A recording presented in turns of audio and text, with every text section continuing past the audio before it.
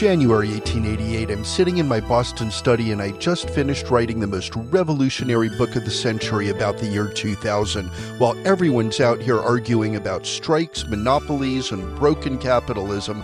I just wrote a novel imagining what future America would look like if we actually fixed all this mess. Spoiler alert, it's about to blow everyone's minds and sell 500,000 copies. That's kinda slay if you ask me. My name is Edward Bellamy, and this is the AP US History My Story podcast. My book, called Looking Backward, 2000 to 1887, is about this dude, Julian West, who falls asleep in 1887 and wakes up in the year 2000. And the America he finds is completely different, like we actually solved poverty, crime, and corporate greed. Wild concept, right? In my future America, everyone works for the nation from age 21 to 45, gets equal pay, and then retires. No more robber barons like J.P. Morgan exploiting workers, no more labor strikes like Samuel Gompers was organizing. Just cooperation. It's giving utopia energy, and that's the whole point.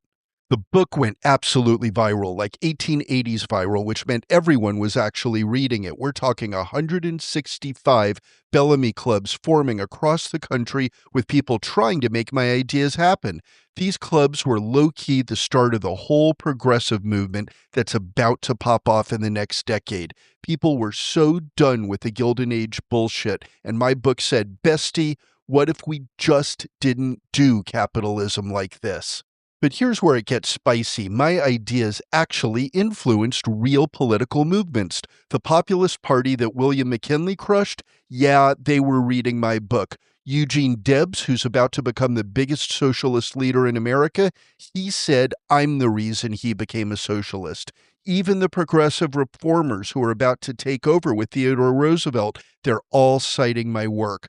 I basically wrote fan fiction about America's future, and it became a political movement. My future America also imagined that women were completely equal, working the same jobs, getting the same pay, having the same opportunities. This was when women couldn't even vote, couldn't own property in most states, and were basically told their job was to have babies and make sandwiches. The suffragettes who are about to go absolutely feral in the progressive era, yeah, they're quoting my book too. Not everyone was feeling it, though. Critics called me a dangerous socialist, guilty as charged, I guess. They said my ideas would destroy American individualism, kill innovation, and turn us all into mindless drones. Oh, and the funniest part, some of my crazy predictions actually came true. Credit cards, shopping malls, Social Security. Sure, I was completely wrong about the whole capitalism will be dead by 2000 thing, but I nailed a lot of the technology and some of the social progress.